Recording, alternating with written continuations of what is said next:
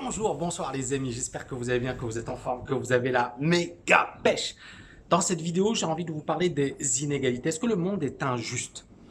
Est-ce que les inégalités sont justes? Est-ce qu'il faut les accepter? Est-ce qu'il faut les tolérer? Est-ce que finalement, on pourrait pas avoir un meilleur monde dans lequel effectivement tout le monde aurait de quoi subvenir à ses besoins, dans lequel effectivement bah, il y aurait moins d'injustice, il y aurait pas de guerre, il y aurait voilà la paix dans le monde, il y aurait une vraie redistribution des richesses. C'est la question qui se pose. Et c'est vrai que c'est une utopie, c'est-à-dire finalement on se dit mais pourquoi finalement il y a autant d'inégalités? Pourquoi finalement bah, il y a des gens qui sont malheureux, des gens qui sont pauvres et il y a des gens qui sont extrêmement riches? Récemment, on a eu le rapport de l'Oxfam et ce rapport est extrêmement intéressant. L'Oxfam, c'est une association non gouvernementale qui justement parle également de la répartition des revenus, etc. Et là, ils ont montré que 26 milliardaires les amis, possédaient autant que la moitié de l'humanité. Ils possédaient autant d'argent que la moitié de l'humanité. Vous imaginez? 26 personnes. Et c'est un chiffre qui fait peur. C'est un chiffre qui nous interpelle. C'est un chiffre également qui nous pousse à nous dire, mais finalement, est-ce que c'est un monde juste dans lequel on évolue? Est-ce que finalement on ne pourrait pas changer la donne? Et c'est une question que se posent depuis des années et des années et des années les économistes. Hein. J'ai même envie de dire des décennies et même des siècles. C'est finalement, c'est quoi une bonne économie? C'est quoi un bon système? Et quel est le meilleur système pour finalement l'humanité ou pour un pays ou pour une ville, pour une région? Et c'est une question bah, finalement à laquelle il n'y a pas vraiment de réponse. Vous avez entre guillemets plusieurs écoles et chaque école elle a ses arguments et chaque école elle a des arguments qui sont quand même plutôt solides. Et alors bien évidemment l'histoire elle a donné une réponse. Elle a donné une réponse au sens où on a eu une tentative de faire en sorte que les gens soient à un même niveau. On l'a eu dans l'Union soviétique. On disait finalement, le communisme, hein, on disait finalement, bah, tout le monde va avoir le même revenu. Que tu sois médecin, que tu sois balayeur, que tu sois technicien, on s'en fiche. En fait, on est tous les mêmes, donc on va avoir les mêmes revenus. Et ce qui s'est passé, c'est que malheureusement, il y a eu des mafias qui ont émergé, parce que l'idée, elle était très belle, l'utopie était très belle. Il y a eu des mafias, finalement, des gens dans la politique, qui se sont dit, ben, nous, on va en profiter pour nous, sur le plan pouvoir, sur le plan influence, sur le plan avantage. D'accord, j'ai les belles voitures, les voyages et compagnie, mais le peuple, il souffre un peu ce qui s'est passé à Cuba, quoi.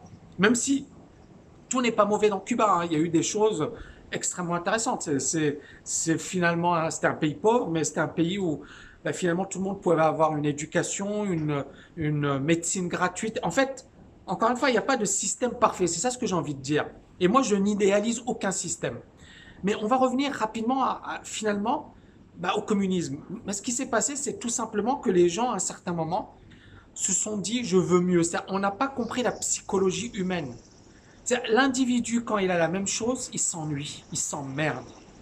Et que pour tirer le meilleur d'un individu, il lui faut un challenge perso.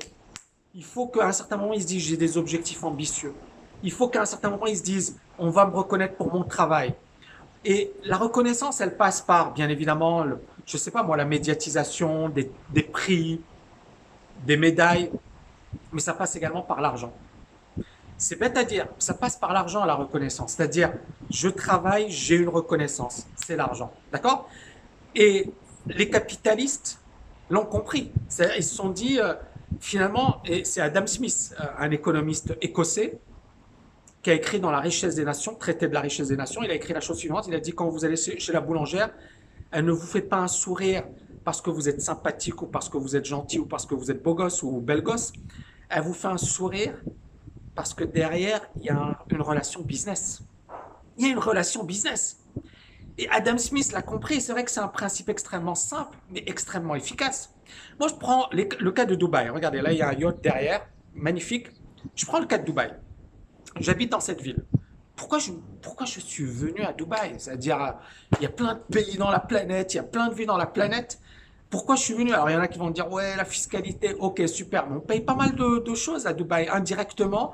Et contrairement à ce que les gens croient, c'est cher. C'est-à-dire, si vous venez à Dubaï pour les impôts, je vous dis, ne venez pas. D'accord? Parce que finalement, il y a des choses qui vont vous coûter très cher. Ne serait-ce que l'école, c'est 10 000 € par an. Vous avez la santé, vous avez, bon, les licences, par exemple. Rien que moi, les licences, c'est minimum 10 000 € plus plein de choses hein, qui finalement ça s'accumule et ça devient des montants conséquents. Quand vous avez de l'argent, ça passe. Mais si vous êtes un jeune entrepreneur ou quelqu'un qui démarre, moi je pense pas que ce soit intéressant. Mais pourquoi je suis venu à Dubaï? Parce qu'ils étaient extrêmement bons sur le plan du service. Parce qu'ils ont compris cette notion de je vais donner de la valeur à celui qui vient chez moi. C'est-à-dire, on vient ici, on se sent super bien. Et donc eux, ils ont été très très bons dans cette dimension. Parce que, encore une fois, je sais pas, moi, tu vas dans une administration française. Il y a une personne qui m'a dit, tu craches sur la France. Non, non, non, non, non, pas du tout. Parce qu'au contraire, j'ai énormément d'amour et de respect et de gratitude à l'égard de ce que j'ai reçu. Mais je pense que il faut également, à un certain moment, être critique et formuler des bonnes critiques. Et je suis désolé si certains pays se développent vite, si les Asiatiques ils montent en puissance, c'est parce qu'ils sont bons. Et Dubaï, c'est un peu en Asie, hein. Dubaï, s'ils sont bons, c'est parce qu'ils ont mis en application ce qu'il fallait. Et leur gouvernement, l'État, est géré comme un business. C'est-à-dire ici, par exemple, vous avez les administrations, elles sont notées. Vous avez effectivement, quand par exemple vous allez dans une administration, moi par exemple, ministère de l'Éducation nationale, vous savez, mon école elle est reconnue par le ministère de l'Éducation nationale et on a une licence, d'accord? Donc ils vont effectivement nous donner une licence et cette licence nous permet non seulement d'exercer, mais également de délivrer des diplômes.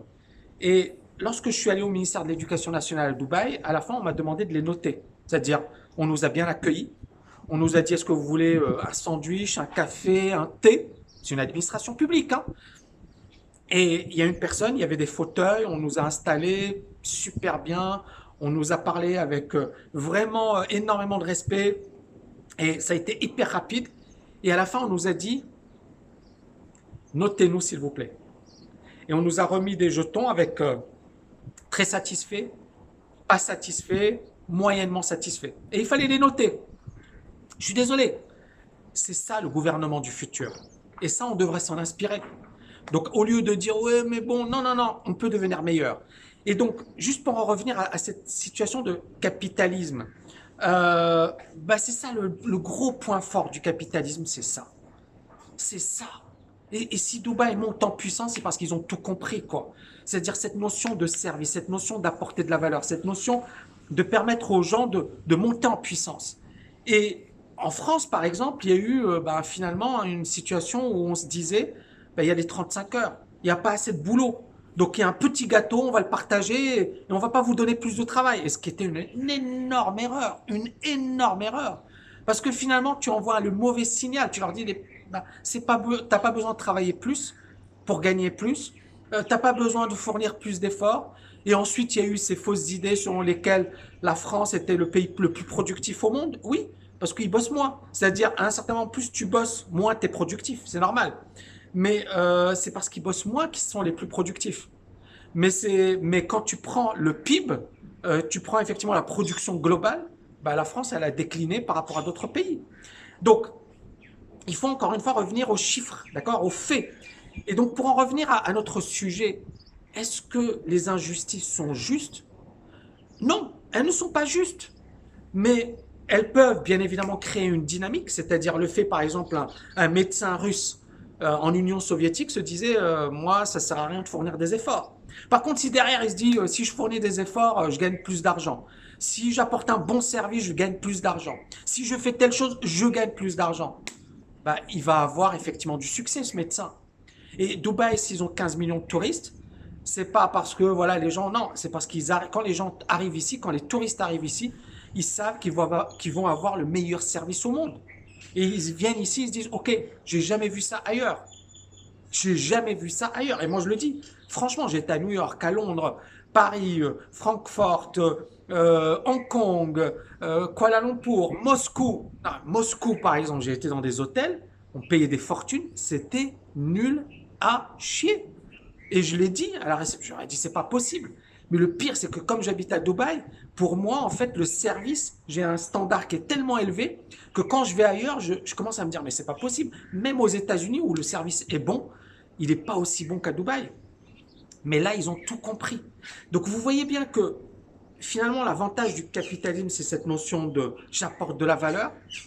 Et quand j'apporte de la valeur, ben, les gens vont me payer, vont me rétribuer, et je vais me faire le maximum pour donner le meilleur. Donc c'est ça le gros point fort du capitalisme. Le point faible, c'est à un certain moment, il y a des gens qui sont délaissés pour compte. Il y a à un certain moment des gens qui ne peuvent pas profiter de ce système, capitaliser sur ce système.